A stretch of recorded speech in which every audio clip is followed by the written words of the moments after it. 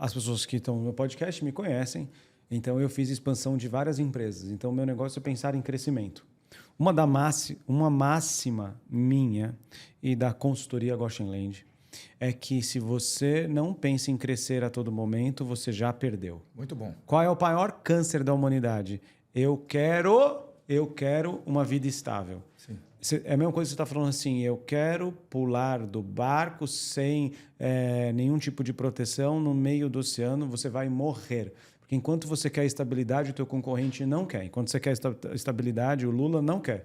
Quando você quer estabilidade, a guerra da Ucrânia não quer. Quando você quer estabilidade, os preços, inflação não quer. Quando você quer estabilidade, a tua capacidade cognitiva não quer. O teu concorrente, o teu fornecedor, o teu funcionário não quer. Então, estabilidade nada mais do que o mesmo significado de fracasso. Muito bom. E a maioria das pessoas elas vivem assim por quê? Porque elas esperam, elas fazem a gestão pela dor, não pela visão, mas pelo problema. Então, quando você tem um problema, você tem uma clareza do que precisa fazer. Eu chamo de gestão do tempo por amígdala. A amígdala é uma região do cérebro relacionada à luta e fuga. A amígdala não fica aqui, não? A gente pensa que é aqui, mas isso é um apelido. Isso aqui é tonsilas palatinas. A amígdala é uma sub-região do sistema límbico emocional. E é uma região que, quando, por exemplo, você vê um cachorro vindo na sua direção, aciona. Você vê um cliente diz não para você, você aciona essa região, que é uma região de luta e fuga. Então, a maioria das pessoas, elas configuraram o processo decisório por amígdala. E o processo decisório deve ser por cingulado, que é visão expirativa. Não gestão do risco, gestão do problema, mas a gestão de uma nova realidade. Agora, por que as pessoas não gostam de gerenciar antecipadamente o crescimento? Porque o crescimento, a gestão do crescimento gera um ambiente temporário de incompetência temporária, um sentimento de, vamos dizer, gera um desgoverno emocional, porque você sai daquele ambiente de estabilidade emocional para um ambiente incerto. Então você se sente ineficaz, você se sente ineficiente, porque é um ambiente estranho, é um ambiente onde você tem que expandir competências. Não, e sabe, você tem que se colocar num ambiente onde você não tem controle. Sim. O ser humano não gosta de controle. Exatamente. Então, o crescimento ele é desconfortável para o cérebro. E qual que é o primeiro imperativo biológico do nosso cérebro? Preserva a energia. A preservação de energia aciona uma área chamada núcleo accumbens, que é a área do prazer. Então, quando você está diante de uma lista de tarefas mental ou visual, qual tarefa que vai gerar mais prazer? A mais fácil. Então, tá lá, emitir nota fiscal e embaixo, pensar em como melhorar o impacto do meu mix de produtos sobre a minha base de clientes. Nossa, o cérebro imediatamente ele tem uma perda do bem-estar. Então, a superficialidade ela é atraente para o cérebro. Segundo o imperativo biológico do cérebro, só gaste energia quando houver uma ameaça. Então, o cérebro está disposto a gastar energia quando tem uma ameaça do contexto. Por isso que eu digo que toda pessoa produtiva é alguém que aprendeu a gostar do amargor da tarefa que gera crescimento. Bom, por isso que muitas vezes você vê países super desenvolvidos ou estados super desenvolvidos que você chega lá não tem mais capacidade produtiva. Exatamente. E vou dar um exemplo. Tudo começa aqui na Goshen Land com uma visão de meta super cabeluda, que se chama BHAG. E o Kennedy, há muitos anos atrás, ele falou assim, nem que dure 10 anos eu vou colocar o homem na Lua e vou trazer ele em vida em Terra. Com essa movimentação de ter criado a NASA foi criada por um ótimo cara de produtividade, que é o Eisenhower, da matriz de Eisenhower, que você deve conhecer muito bem, daquilo que é muito importante, muito urgente, aquilo que é importante não é urgente, e aquilo que não é importante não é urgente, você descarta, entre outras coisas. Ele gerou desconforto nos Estados Unidos e nunca cresceu tanto a humanidade nos tempos atuais quando ele se colocou a efetuar uma tarefa muito difícil. Exatamente. Tanto que de lá para cá, a humanidade estagnou. Se você vai lá no Antigo Egito, você vê que eles desenham um sistema solar. Como pode? Como pode? Porque muitos desses conhecimentos, desses desafios foram apagados, foram esquecidos, até por causa da tecnologia da época. Então, saltos como o do Elon Musk, trazendo um robô, é o que faz a humanidade querer entrar em desconforto, querer produzir. Mas, ao mesmo tempo, conforto não te leva a nada, sabe? Exatamente. Então, imagine 3 cores de humor. Cor verde, bom humor, representação do bom humor. o amarelo, humor neutro, vermelho, mau humor. Todas as vezes que você pensa na tarefa ou olha para ela que é chata, complicada, dá trabalho, gasta energia e é ameaçadora e tem risco social, você tem uma perda do bem-estar. Você tem uma perda. Você faz... Você vai para o vermelho do humor.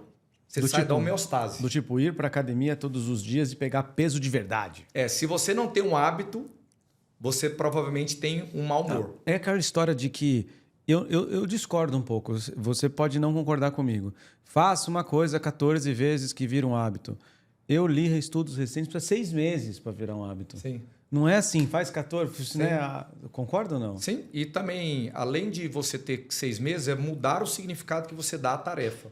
Porque se você faz algo que você odeia, daqui a 6 meses você continua vendo aquilo como algo com pouca relevância, então ela continua sendo desinteressante para você continua tendo um atrito emocional o tempo inteiro, que a gente chama de fricção límbica. Você faz porque tem que fazer.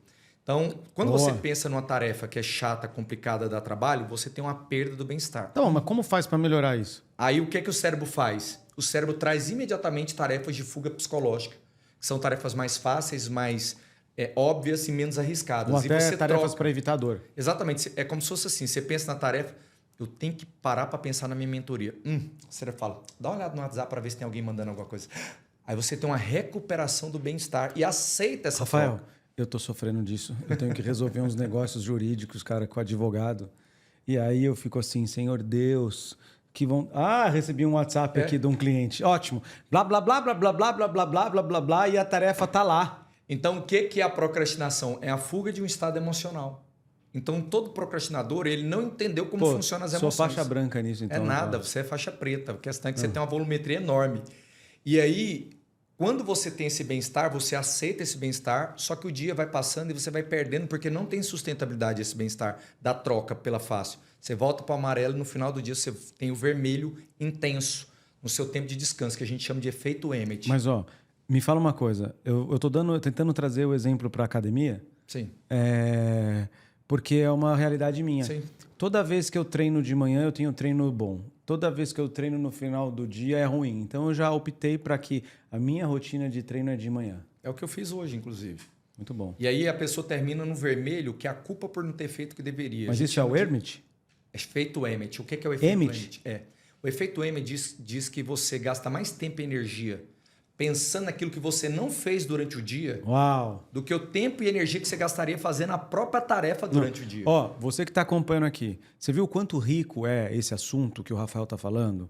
Como pode mudar a tua empresa? Ele está falando aqui, eu falo, cara, ele tem que vir aqui treinar meus colaboradores inteiros. Eu já estou querendo até fazer sociedade com ele aqui, parceria com ele, porque a gente tem tanta empresa que a gente expandiu que elas não desenvolvem os projetos que eu fiz por causa dessa improdutividade. A gente tem que criar uma gestão de tempo aqui, Goshen de Rafael, cara. Exatamente. E Time School. A gente vai fazer esse negócio aí. Vamos fazer acontecer. Para entrar dentro das empresas e acabar com esse câncer da procrastinação, acabar com esse câncer da baixa produtividade, acabar com esse câncer que projetos guardados na gaveta, porque a empresa inteira, do dono ao estagiário, tem esse tipo de comportamento. E aí, quando você não sabe gerenciar essa emoção, você cria aquilo que eu chamo de desculpa gourmet, que é uma desculpa gourmetizada por você não ter feito o que você deveria ter feito.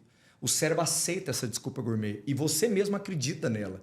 Eu não fiz porque o que a empresa quer? Fazer pururuca com o meu couro? Já não tem tempo para nada, ainda põe mais projeto na minha vida?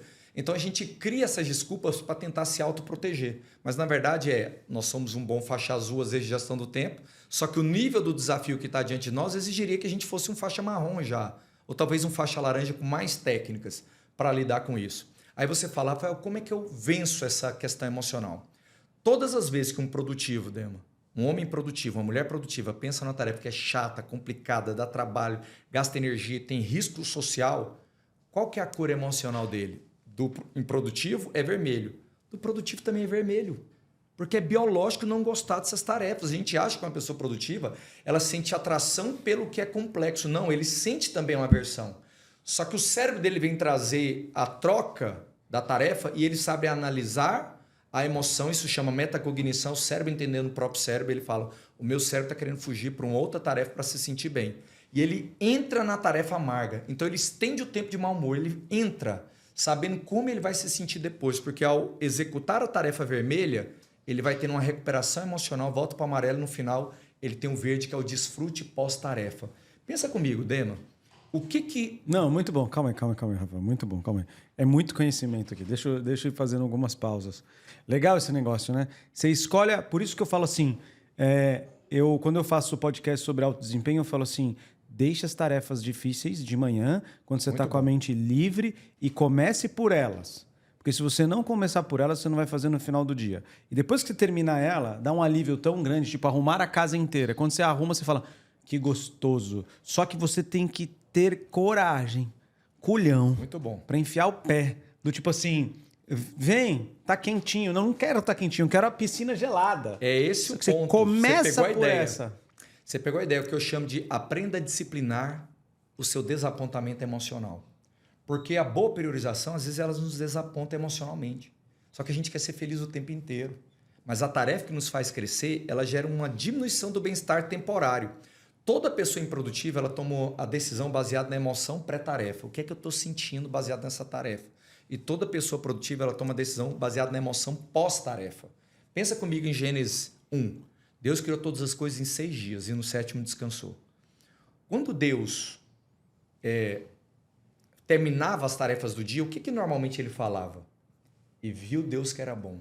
É verdade. Então, Deus desfrutava da produtividade do dia. Nós temos que chegar no final do dia e falar, e viu Rafael que foi bom. Porque o desfrute é uma recompensa de um dia bem gerenciado. Você entra no amargor da tarefa e depois você desfruta no final do dia. We choose to go to the moon in this decade and do the other thing. 7, 6, 5, 4, 3, 2, 1.